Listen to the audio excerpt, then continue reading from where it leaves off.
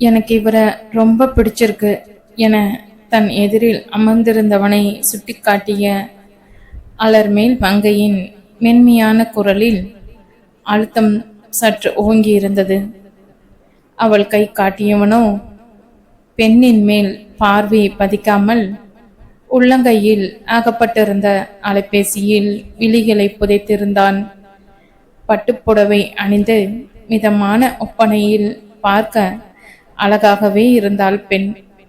ஆனால் அதெல்லாம் அலைபேசியினுள் மூழ்கி போயிருந்த சூரிய பிரகாஷுக்கு தெரியவில்லை. தெரிந்தாலும் அதை பற்றி அக்கறையும் இல்லை. பாப்பு, என்ன இது என்ற வெங்கடேசனின் குரல் அதட்டலாக ஒலித்து அடங்க தொடர்ந்து சற்று நேரம் அறையில் கனத்த அமைதி நிலவியது. அறையில் சூழ்ந்திருந்த அமைதி சூர்யாவின் கவனத்தை ஈர்க்க, உன்னையெல்லாம் என் வீட்டு படிய கூட இனி மிதிக்க விட மாட்டார்களே பெண்ணே என்ற இரக்கம் அவனுள் சுரந்தது. அரும்பிய புன்னகை இதழ்களில் உறைய முன்னால் நின்றிருந்த பெண்ணை தலை நிமிர்ந்து பார்த்தான் சூர்யா. அவ்வளவுதான். அடுத்த நொடி அதிக வோல்டேஜ் மின்சாரத்தை தொட்டதை போல் மூளை தொடங்கி உள்ளங்கால் வரையிலுமே அவனுக்கு பொறி கலங்கி போனது. இன்று வரையிலுமே இப்படியெல்லாம் நடக்கும் என அவன் கேள்விப்பட்டதும் இல்லை, கற்பனை செய்து பார்த்ததும் இல்லை. ஆனால் இன்று நடக்கிறதே, அதுவும் அவனுக்கே. அலர்மேல் மங்கையின் கரம் தன்னை நோக்கி நீண்டி இருப்பதை பார்த்தவனுள் எரிமலையின் சீற்றம்.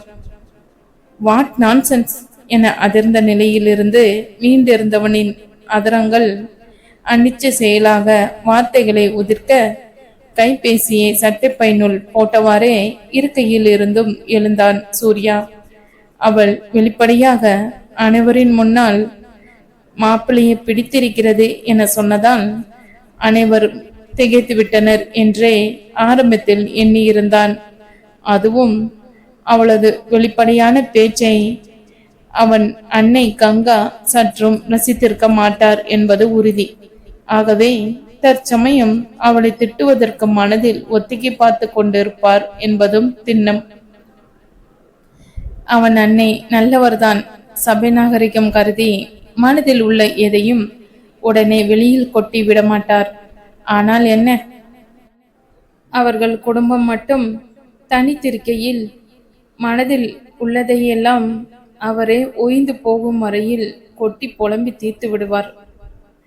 அதே சபை நாகரிகத்தை தாங்கள் பார்க்க வந்த பெண்ணிடமும் கங்கா எதிர்பார்த்திருப்பார் என்பது சர்வ நிச்சயம். அதையெல்லாம் சூர்யா இப்பொழுது கடைபிடிப்பதில்லை என்பது வேறு விஷயம். அப்படி இருக்கையில் தொட்டவுடன் வெடிக்கும் வெடிகுண்டை போல் பட்டென வார்த்தைகளை கொட்டுபவளை கங்காவால் ஏற்றுக்கொள்ள முடியுமா என்ன? அதுவும் இன்னுமே எதுவும் உறுதிப்படுத்தப்படாத நிலையில். மற்றதெல்லாம் ஒத்து வந்தால் அன்னையிடம் பேசி சமாதானம் செய்து விடலாம் என்றும் நினைத்திருந்தான் சூர்யா. அதற்கெல்லாம் அவன் வீட்டில் ஆள் இருக்கிறது. ஆனால் இப்பொழுது அவளது தான் தோன்றுத்தனமான செய்கையினால் அவன் மொத்த குடும்பமும் வட்டமேஜை மாநாடு போட்டல்லவா அவளை திட்டி தீர்த்திருக்க வேண்டும். மனசுல பட்டதா சொன்ன என சூர்யாவை பார்த்து சொன்ன அலர்மேல் மங்கையின் குரலிலும் நிதானமும் அமைதியும் சரிவிகிதத்தில் கலந்திருந்தன. அதற்கு நேர்மாறாக சூர்யாவின் நிலை கோபம் கொப்பளிக்க அதை கட்டுக்குள் கொண்டு வர சூர்யா சிரமப்படுவதை அவனது இறுகியிருந்த முஷ்டியே அனைவருக்கும் உணர்த்தியது. நிலைமை விபரீதமாக மாறுவதை தடுக்கும் பொருட்டு அவள் அன்னை பார்வதி, பாப்பு, அவர் மாப்பிள்ளையோட கூட பிறந்தவர் தம்பி என்றார் வேகமாக. ஒருவேளை மகள் தவறாக யூகித்து விட்டாளோ என்ற நினைப்பில் அவளை திருத்த முயன்றார். 10 நிமிடங்கள் கழித்து பிறந்ததால் சூர்யா தம்பி ஆகிவிட்டான். ஆனாலும் சகோதரர்களுக்குள் அப்படியெல்லாம் வித்தியாசம் எதுவும் இல்லை. இருவரும் சகோதரர்கள் என்ற பந்தத்தையும் தாண்டி நண்பர்கள் போலவே பழகினர். சகோதரர்களுக்குள் தெரியாத ரகசியம் என்று இதுவரையில் எதுவும் இருந்ததில்லை. அதேபோல் ஒருவரை ஒருவர் மற்றவர்களிடத்தில் விட்டு கொடுத்ததும் இல்லை. அப்படிப்பட்டவர்களுக்கு தான் இன்று இப்படி ஒரு சோதனை, சத்திய சோதனை. அன்னை சொன்னதை கேட்டதும், இப்போ புரிஞ்சுதாம்மா? ஆனா அவங்க வீட்டுக்குள்ள வரப்போ இவரை தான் முதல்ல பார்த்தேன். என்னை பார்க்க வந்த மாப்பிளையும் இவர்தான் என நினைச்சேன் என சூர்யாவை சுட்டி காட்டிய அலர்மேல் மங்கை, அவரை பார்த்ததும் பிடிச்சிருந்தது, சொல்லிட்டேன் என்றால் விளக்கம் தரும் விதத்தில். மாப்பிள்ளை வீட்டினர் வந்துவிட்டார்கள் என்றதும் எல்லா பெண்களுக்கும் இருக்கும் ஆர்வம் அலர்மேல் மங்கையின் தங்கைக்கும் இருந்தது. அதனால் அவர்கள் அறையில் நின்று சாளாரம் வழியாக வந்தவர்களை எட்டி பார்த்த அங்கையர் கண்ணி உல்லாசமாக மெல்ல விசிலடித்தாள். தங்கை இதுபோல் அடிக்கடி எல்லாம் விசிலடித்து அவள் மனதை வெளிப்படுத்த மாட்டாள். உண்மையில் அவளை ஈர்த்திருந்தால் மட்டுமே அப்படி செய்வாள். அதனால் அலர்மேல் மங்கைக்கு ஆர்வம் தலை தூக்க போய் எட்டி பார்த்தாள். அப்படி அவள் பார்க்கையில் சூர்யா காரின் ஓட்டுநர் இருக்கையில் இருந்து இறங்கி நின்று சுற்றும் முற்றும் பார்த்து கொண்டிருந்தான். அவனை பார்த்த அந்த நொடியில் மனதில் குப்பென்று மகிழ்ச்சி நுரைத்து பொங்கியது அலர்மேல் மங்கைக்கு. சற்றும் யோசிக்காமல் அவன் உருவத்தை மனதில் வரைந்து கொண்டாள். பட்டென திரும்பி சுவரின் மறைவில் மறைந்தும் கொண்டாள். மாரத்தான் ஓட்டப்பந்தயத்தில் ஓடியதைப் போல அவளுக்கு மூச்சிறைக்க எழுந்த படப்படப்பை நெஞ்சு மேல் கை வைத்து அடுக்க முயன்றாள் அலர்மேல் மங்கை. தமக்கையின் செய்கைகளை வித்தியாசமாக பார்த்த சாளரத்தின் இருந்து விலக்கிய அங்கேயர் கண்ணி சிரித்தவாறே, ரொம்ப ஃபீல் பண்ணாத, அவருக்கும் உன்னை பிடிக்கணும் என அவளை சீண்டும் விதத்தில் சொல்லவும், அவளின் அழகிய கனவொன்று தாறுமாறாக கலைத்து போடப்பட்டதை போல் உணர்ந்தாள். கண்டதும் காதல் என்றெல்லாம் இல்லை. ஆனாலும் அவனை பார்த்ததும் அவள் நெஞ்சில் இடம் பிடித்து விட்டான். இவன்தான் உனக்கேற்ற துணை என்பதையும் தாண்டி நான் தான் உனக்கு சரியான துணை என நெஞ்சில் பச்சை குத்தி கொண்டாள். பொடி பொறாம பிடிச்சவளே என தங்கையை பார்த்து வாயை ஒரு பக்கமாக கோணித்து காட்டினாள் அலர்மேல் மங்கை. தமக்கையின் செய்கையில் பொங்கிய சிரிப்பை 2 கைகளால் பொத்தி அடக்கினாள் அங்கேயர் கண்ணி. பின்ன கீழே இருப்பவர்களின் காதுகளில் விழுந்துவிட்டால் அவள் அன்னை உண்டு இல்லை என்று ஆக்கிவிடுவாரே அவளை. பார்த்துக்கா, மூஞ்சி அப்படியே நின்னுக்க போகுது. அப்புறம் மாப்பிள்ளை இந்த மூஞ்சி சரியில்லை, இந்த பொண்ணு பிடிக்கலன்னு கிளம்பிட போறார் என ராகத்துடன் பாடி மேலும் அவளின் எரிச்சலை கூட்டினாள். உன்ன என தடதடவென்று அவள் அருகில் சென்ற அலர்மேல் மங்கை, வாயில நல்லா வராதாடி உனக்கு, பொறாம பிடிச்சவள என முதுகில் 2 அடி வைத்தாள். இதெல்லாம் எனக்கு கம்மி என்பதை போல் அதை வீரத்துடன் தாங்கி கொண்ட அங்கேயர் கண்ணி, இங்க பாடுறா, கொஞ்சமாச்சும் அச்சம் மடம் எக்ஸ்ட்ரா எல்லாம் இருக்கா என கேலியாக வியந்துவிட்டு, இது என்ன மாற்றம், இறைவனின் தோற்றம் என்ற பாடல் வரிகளை பரிகாசமாக பாடி அவளை மேலும் வெறுப்பேற்ற முயன்றாள். நாங்க எல்லாம் நாணத்துக்கே கிளாஸ் எடுக்கிற ஆளுங்க என்பதை போல் நேற்று இல்லாத மாற்றம் என்னது, காற்று என் காதில் ஏதோ சொன்னது என அவளுக்கு எசப்பாட்டு பாடினாள் அலர்மேல் மங்கை. அலர்மேல் மங்கையின் கேலியிலும் அர்த்தம் இருக்கிறது. பின்ன இன்று காலை வரையில் கடவுளே கடவுளே, இந்த மாப்பிள்ளைக்கு என்னை பிடிக்கக்கூடாது, பிடிக்கவே கூடாது. அப்படி மட்டும் நடக்கலை, உனக்கு இனிமே பிரசாதம் செஞ்சு கொடுக்க மாட்டேன். செஞ்சு நானே உன் முன்னா வந்து உட்காந்து சாப்பிட்டுடுவேன் என மனமுருக வேண்டியவளாயிற்றே இந்த மங்கை.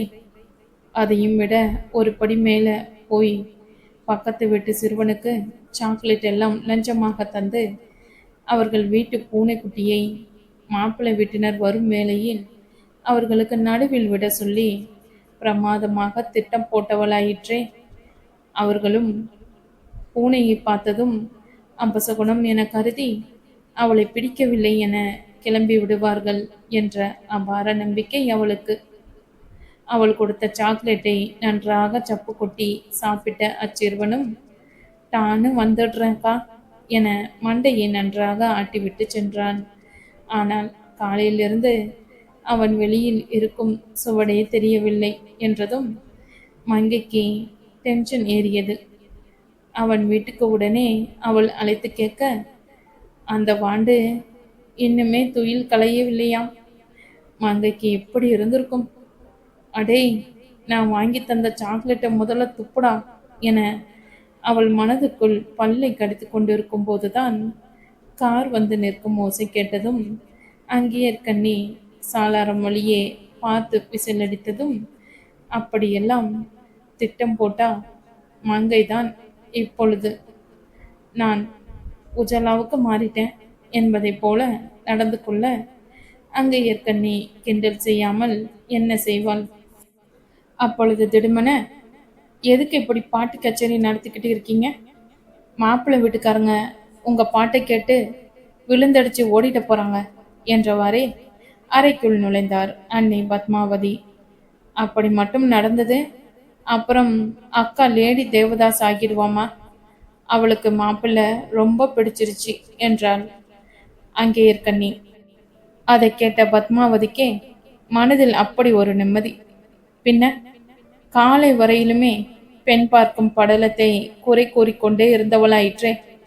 அப்படி இருந்தவளின் மனமாற்றம் வியப்பையும் மீறி அவருக்கு நிம்மதியை தராதா என்ன? கடவுளே, அப்படி மட்டும் நல்லதா முடிஞ்சா உனக்கு வார வாரம் பிரசாதம் செஞ்சு கொண்டு வரேன் என கடவுளுக்கு அவசரமாக ஒரு மனுவை போட்டார் பத்மாவதி. இந்த குணம்தான் மங்கைக்கும் வந்துவிட்டது போலும். எந்த ஒரு விஷயம் என்றாலும் கடவுளுக்கு பிரசாதம் செய்து கொண்டு வருவதாக வேண்டுதல் பறக்கும். என்ன பத்மாவதி தீவிர பக்தியுடன் இறங்குவார். மங்கையோ சிறு பிள்ளையாக மாறி சண்டையிடுவாள். அவ்வளவுதான் வித்தியாசம். பாத்துமா, அக்காவே அந்த பிரசாசத்தை சாப்பிட்டுட போறா என அங்கே இருக்கண்ணி பரிகாசம் செய்தாள். இப்படியே பேசிட்டு இருந்தா அப்பா திட்ட போறார். சின்ன மகளை உணவு கூடத்திலேயே நிற்க, கீழே வா மங்கை என அவளை அழைத்து சென்றவர் சொல்லி பணிந்தார். சுய நினைவில் இருந்திருந்தால் மங்கை அன்னையின் இந்த செயலுக்கு அராஜகம் அட்டுழியும். அவளை ஏன் இங்கேயே நிற்க வைக்கிறீங்க என பலத்த கண்டனத்தை தெரிவித்திருப்பார். என்னை பார்க்க வந்துட்டு அப்படி மனசு அலைப்பாயிர ஆளை எல்லாம் என்னால் கல்யாணம் பண்ணிக்க முடியாது என காரணம் கற்பித்து குதித்திருப்பாள். ஆனால் அவள்தான் ஒருவித மயக்கத்தில் நடந்து சென்று கொண்டிருந்தாளே. இத்தகைய குணம் கொண்டவள்தான் இன்னும் சற்று நேரத்தில் அதையே செய்வாள் என்று யாராவது சொல்லியிருந்தால் அவர்கள் கன்னம் பழுத்திருக்கும். கடவுளே, கடவுளே, இவனுக்கு என்ன பிடிக்கணும். அப்படி மட்டும் நடந்தது, நான் நடந்தே வந்து உனக்கு பிரசாதம் தரேன். சத்தியமா நான் ஒரு வாய் கூட சாப்பிட மாட்டேன் என மானசீகமாக கையில் அடித்து சத்தியம் செய்து கொண்டாள் மங்கை. படப்படக்கின்ற இருதயத்துடன் வரவேற்பறையில் போய் நின்ற மங்கை தேவையில்லாமல் நாணி கோணி கொண்டிராமல் அங்கு அமர்ந்திருந்தவர்களை நிமிர்ந்து நேர்பார்வை பார்த்து 2 கைகளையும் குவித்து வணக்கம் என்றாள். அங்கே சோஃபாவில் அமர்ந்திருந்தவனையும் பின்னால் சற்று தள்ளி கைபேசியில் நோண்டி கொண்டிருந்தவனையும் மாறி மாறி பார்த்ததும் அவளுக்குள் மண்டைக்குள் அபாயமணியின் சத்தம் தாறுமாறாக அலறியது. ஐயோ, பிரச்சனையே வேண்டாம்னு தானே லவ் கூட பண்ணல, இப்போ பிரச்சனையை கொண்டு வந்து முன்னாடி நிற்க வச்சிட்டியே. ஓமை கடவுளே என மனதில் புலம்பியவள் நிமிர்ந்து சோஃபாவில் அமர்ந்திருந்தவனை பார்த்தாள். சற்று நேரத்துக்கு முன்னால் சாளரத்தின் வழியே திருட்டுத்தனமாக பார்த்தவன் அல்ல, தன்னை பெண் பார்க்க வந்தவன் என்ற உண்மை புலப்பட அவளுள் ஒரு பிரளயமே நடந்து கொண்டிருந்தது. அவளை பெண் பார்க்க வந்த அரவிந்துக்கும் அவளுக்கும் பிடித்திருப்பதாக சொன்ன சூர்யாவுக்கும் உருவ ஒற்றுமை நிறையவே இருந்தது. பார்க்க வரும் மாப்பிள்ளையின் பெயரை கூட காதில் வாங்கி கொள்ளவில்லை அவள். அப்படி இருக்கையில் மாப்பிள்ளைக்கு உடன் பிறந்த இரட்டை பிறவி ஒருத்தன் இருக்கிறான் என்ற பேச்சையா பத்மாவதி செய்கையில் அவள் கேட்டிருப்பாள். அவளது மடத்தனத்தை எண்ணி நொந்து கொண்டாள் மங்கை. ஆனால் அடுத்த நொடியே இனி அதை பற்றி யோசித்து எதுவும் ஆகப் போவதில்லை என்ற முடிவுக்கு வந்தாள். மேற்கொண்டு என்ன செய்யலாம் என்றும் சிந்திக்கலானாள். இதுவரையில் வீட்டிலும் சரி, நண்பர்களிடமும் சரி, வாய் ஓயாமல் அரட்டை, கேலி, கிண்டல் என சுட்டித்தனம் செய்வாளே ஒழிய யாரையும் மரியாதை குறைவாக நடத்தியதில்லை. யார் மனதையும் புண்படுத்தியதும் இல்லை. அவளின் சுட்டித்தனத்தால் வீட்டில் அவ்வப்போது பல திட்டுகளையும் வாங்கியிருக்கிறாள். சில பல அரிய அர்ச்சனை கச்சேரிகளும் நிகழ்ந்திருக்கிறது. அவற்றையெல்லாம் தினமும் குளிக்கையில் தண்ணீரில் கழுவி விட்டு மீண்டும் சுறுசுறுப்பாக வாழ்த்தனத்தை செவ்வனே ஆரம்பித்து விடுவாள். ஆனால் பெற்றோரை எதிர்த்து எதையும் செய்ததில்லை, செய்ய நினைத்ததும் இல்லை. இன்று வரையில் அனைவருக்கும் நடுநயமாக அரவிந்த் அமர்ந்திருந்தான். பட்டிக்காட்டான் மிட்டாய் கடையை பார்த்ததைப் போல் அவளை உடனே நிமிர்ந்து பார்க்கவில்லை அவன். யதார்த்தமாக, ஆனால் சங்கோச்சப்பட்டவாறே அமர்ந்திருந்தான். நல்லவேளை என மங்கையின் மனதில் உடனே நிம்மதி பிறக்க, மேற்கொண்டு யாரும் பேசும் முன்னால் சற்று தள்ளி பின்னால் அமர்ந்திருந்த சூர்யாவை சுட்டிக்காட்டி, எனக்கு இவரை ரொம்ப பிடிச்சிருக்கு என மனதில் இருந்ததை சொல்லிவிட்டாள். அவளை தவிர யாராலும் சூர்யாவை மகிழ்ச்சியாக வைத்திருக்க முடியாது என அந்த நொடியில் உறுதியாக நம்பினாள். ஆகவே அவள் முடிவில் உறுதியாகவும் நின்றாள். அதனால் தான் அவள் அன்னை அவளை திருத்த நினைக்கையில் இப்போ புரிஞ்சது என்றும் சொன்னாள். தவறுதலாக நினைத்து பேசிவிட்டாள் என்றே ஆரம்பத்தில் சூர்யா நினைத்திருந்தான். ஆனால் உண்மை என்னவென்று தெரிந்த பின்னரும் அதற்கு மன்னிப்பை வேண்டாமல் இப்படி திமிராக பேசுகிறாளே என அவன் கோபம் கரையை கடக்க முயன்றது. இத்தனை சொல்லியும் சற்றும் குற்ற குறுகுறுப்பு இல்லாமல் சூர்யாவை நேருக்கு நேராக மங்கை பார்த்திருந்தாள். அரவிந்தனின் மனநிலையை சற்றும் கருத்தில் கொள்ளாமல் இப்படி நடந்து கொள்கிறாளே, என்ன பெண் இவள் என அந்நிலையிலும் உடன் பிறந்தவனின் மனநிலையை கருத்தில் கொண்ட சூர்யாவுக்கு சினம் கனமாக தலைக்கேறியது. முதலில் இவளை திட்டி தாளிப்பதை விட அரவிந்தை அங்கிருந்து அப்புறப்படுத்துவதே முக்கியம். இவளை பிறகு பார்த்து கொள்ளலாம் என்ற முடிவுடன் அரவிந்தை நிமிர்ந்து பார்த்தான் சூர்யா. வந்த பொழுது எப்படி அமர்ந்திருந்தானோ அதே போலதான் அமர்ந்திருந்தான் அரவிந்த். எதையும் எடுத்தேன் கவிழ்த்தேன் என உடனே வெளியில் காட்டிவிட மாட்டான். பேசுவதற்கு முன் சிந்தித்து செயல்படுபவன். அதனாலே அவன் அன்னைக்கு அரவிந்தை மிகவும் பிடிக்கும். ஆனால் சூர்யா அதற்கு நேர் எதிர். முதலில் வாய் பேசும். அவன் முகமும் உள்ளத்து உணர்வை காட்டி கொடுத்துவிடும். பின்புதான் மனமும் மூளையும் சிந்தித்து செயல்படும். இரட்டை பிறவிகள்தான், ஆனால் முற்றிலும் இரு வேறு குணாதிசயங்கள் கொண்டவர்கள். ஒன்றை தவிர இருவருமே கலகலப்பானவர்கள். அரவிந்தின் முகம் சற்று இறுகி இருப்பதாக அவனே ஊகம் செய்து கொண்ட சூர்யா கொதித்து போனான். அரவிந்த் எதையும் எளிதாகவும் இயல்பாகவும் ஏற்றுக்கொள்பவன் என்றாலும் இப்படி ஒரு பெண் பொது சபையில் நிராகரித்ததால் அவனால் தாங்கிக் கொள்ள முடியுமா என்ற எண்ணமே சூர்யாவை தன் கட்டுப்பாட்டை இழக்க வைத்தது. என்ன கூப்பிட்டு வச்சு அவமானப்படுத்துறீங்களா என சூர்யா சீர, தம்பி அப்படி இல்லை என மங்கையின் தந்தை வெங்கடேசன் அவர்களை தர்ம சங்கடத்துடன் சமாதானப்படுத்த முயன்றார். சூர்யா இரு, நாங்க பேசிக்கிறோம் என அவன் தந்தை நடராஜன் இப்பொழுது அதிர்ச்சியிலிருந்து வெளிவந்தவராக பேச ஆரம்பிக்க, தந்தையை பார்த்துவிட்டு அமைதியானான் சூர்யா. அவன் கெட்ட நேரமோ இல்லை, மங்கையின் கெட்ட நேரமோ. அவள் அந்நேரம் செய்த செயல் அவன் கண்களில் பட்டு தொலைந்து அவன் கோபத்தை உக்கரத்தை மேலும் கொட்டியது. அவன் தந்தை சூர்யா என்று அழைத்ததும் மங்கை சூர்யா என்ற அவன் பெயரை தனக்குள்ளேயே வாய் அசைத்து கொண்டிருந்தாள். அவளை எரித்து விடுவதைப் போல் முறைத்து பார்த்தான் சூர்யா. மேற்கொண்டு பேசுறது சரியில்லைன்னு நினைக்கிறேன். அப்போ நாங்க கிளம்புறோம் என நடராஜன் எழுந்து நிற்க, அவரை தொடர்ந்து அவரது மனைவி கங்கா மற்றும் அரவிந்தும் எழுந்து நின்றனர். உண்மைய சொன்ன என்றவள் அரவிந்தை சுட்டிக்காட்டி, இவருக்கு என்ன பிடிச்சு போயிருந்தா அப்புறம் என் மனசு சலனத்தோட எப்படி உங்க வீட்டுக்கு வர்றது என்றாள் மங்கை விடாப்பிடியாக. பாப்பு அமைதியாரு என பத்மாவதி அவள் அருகில் வந்து நின்று கொண்டு கிசுகிசுக்க அது சூர்யாவின் காதுகளிலும் விழுந்தது. பாம்பு மாதிரி இருந்துட்டு பாப்புவாம் பாப்பு, சரியான விஷம் என அவளையே முறைத்தவனுக்கு சக்தி இருந்திருந்தால் அங்கேயே அவளை எரித்திருப்பான். உன் பார்வையெல்லாம் என்னை ஒன்றும் செய்யாது என அவனை பார்த்தவள், அம்மா நீங்க ஏன் சின்னுவ இங்க வெளியே விடல? என்னை பொண்ணு பார்க்க வந்த மாப்பிள்ளை கண்ணுல தங்கச்சி படக்கூடாதுன்னு தானே. ஆனா மாப்பிள்ளை வீட்டுக்காரங்க ஏன் அப்படி நினைக்கிறது இல்லை என்றாள்.